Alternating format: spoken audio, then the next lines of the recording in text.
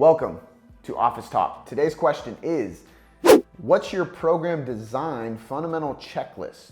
The must-haves for a great program. This is a really cool question because I think that there's a lot of things people are missing when it comes to program design. A lot of people think volume, a lot of people think, are you training hard? What's your training split?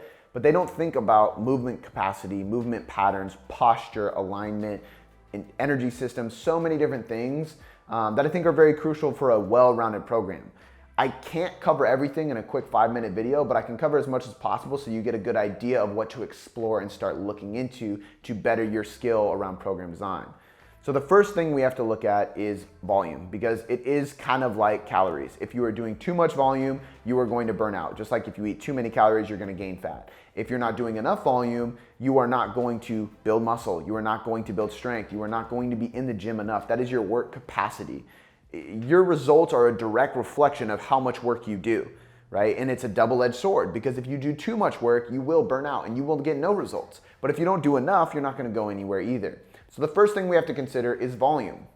The range I like to stay in is 10 to 20 sets per muscle group per week. There's some outliers who can go just above 20, and there's even some people that are on the opposite end of the spectrum who are very, very new to training, and they only need 5 sets per muscle group per week. Because the minimal effective dose is always going to be good. If you've never done anything, then something is better than nothing, right? In general, for most people, 10 to 20 sets per muscle group per week. Beginners are around 10, novice around 15, advanced individuals around 20. And you can also separate which muscle groups you're staying in those ranges. I train my back with about 20 to 25 sets, and I train the rest of my body with about 10 to 15. So it's really individual and really, it depends on what you need to work on most and or where you can handle more volume without any issues. The next side of this is intensity.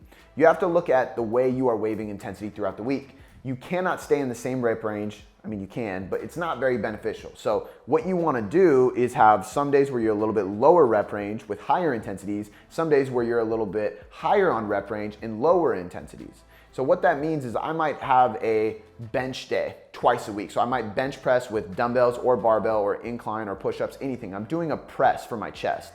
One day of the week, I'm doing 4 to 5 sets of 3 to 5 reps. Heavy weight, lifting to get strong.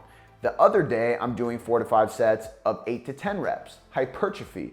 I'm obviously doing less weight in the 8 to 10 rep range, but it's accomplishing more volume, which is going to be geared towards more building muscle. The other day, I'm obviously doing way more weight, but I'm doing a higher intensity, so I'm more likely having a neurological stimulus and building more strength.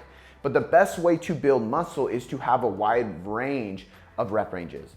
So even if your goal is strictly building muscle and you don't want to build any strength, you should still have a day where you're in the 5 to 10 rep range and a day where you're in the 10 to 15 rep range, maybe even 20 depending on the exercise. But either way, I'm on both ends of the spectrum, and this is a way of concurrent training or daily undulated periodization. I am hitting each muscle group twice a week, sometimes even 3 times a week, and on each of those days, I'm hitting the muscle in a different intensity and rep zone so that I get the best of both worlds, essentially. The next thing to think about is movement patterns. Push, pull, hip hinge, squat, carry. You can switch carry with anti-rotation, stability, even locomotion.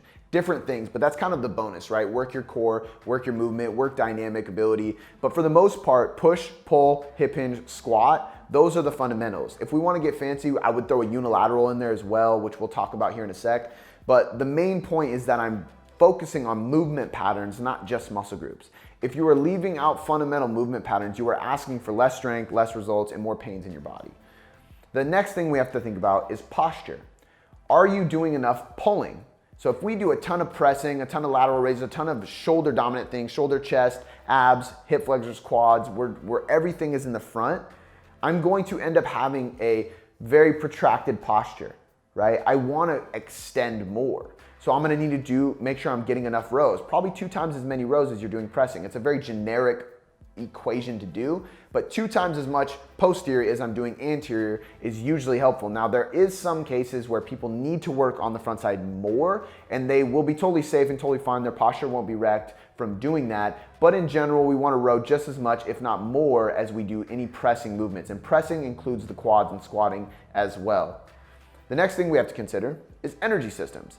If we are training in the gym 4 days a week, lifting heavy, and we were doing 2 days a week of high intensity conditioning, we are essentially using our anaerobic system 24/7. So we go into the gym and we do a squat for 5 reps. We're probably squatting anywhere between 15 to 30 seconds long. Our heart rate goes through the roof. We take a few minutes rest, then we repeat. Well, what is a high intensity interval for cardio? 15 to 30 seconds of high intensity burst of energy. Your heart rate gets through the roof. You take a good long break so you can repeat that bout and you do rounds of that. So you're almost using the same energy system when you're doing there. Obviously, there's more of a muscular dominant. There's more of a glycolytic effect with strength training if you're adding load or doing higher reps. But in general, you're using that anaerobic system, not much of your aerobic system. Yes, you need your aerobic system in order to recover between sets, but I would encourage people to vary their energy systems throughout the week. You should have a day where you are mainly anaerobic, one day where you are mainly glycolytic. So you are pushing the intensity really high, but you're going for 30 to 60 seconds and it's burning and it's creating lactic acid and it's not fun. You should have a day where you're doing more aerobic stuff. So it's at a lower intensity, but you can sustain it for a long time, 10, 20, 30, 40 minutes. When you do a combination of these different energy systems, I truly find that the results are better because you're more well-rounded from a training, fitness, recovery, and health standpoint. Your metabolism and energy systems are more on point because you have dynamic abilities within that. So we've looked at volume, we've looked at divvying up your intensity, we've looked at your posture and movement patterns, and then we've looked at your energy systems. If you look at these 5 things, you basically have all your bases covered. And then anything beyond that is just extra. For example, I mentioned unilateral work. I believe you should be doing some unilateral work. There's no rule of thumb. It's not 2 times less or 2 times more bilateral than unilateral. There's no like half of this, half of that. Just do some unilateral. Do some single leg work, do some single arm rows and presses, do some kind of work that is just using one limb or one side of your body, because that's going to improve stability, it's going to improve your core strength, and it's also going to isolate the muscles by themselves. So I can just focus on my left quad or just focus on my right quad. That's going to help a ton. You should also add some kind of dynamic movement for your core. This could be an anti-rotation or an actual rotation or an anti-rotation where something's trying to rotate me and I'm not allowing it. It can be a carry. It could be a long lever plank. There's so many ways to do it, but you should be focusing on training your core as well as all these other things. And then last but not least, we could talk about exercise sequencing. It's not at the top of my list, but it's important. You should be sequencing your exercises throughout a workout properly so you're not burning out at the beginning. You should start with some kind of activation and priming to make sure that you're getting prepared for the heavy lifting. Then you should go into your strength dominant heavy lifts because that's when you have the most energy and the lowest fatigue is at the beginning of that session. Then you go to your most important accessory work while you still have some energy. And then you finish off with isolation work for bodybuilding or metabolic work for fat loss because you don't need to think as hard to do that stuff and you don't need as much energy. You just need to get it done and grind away.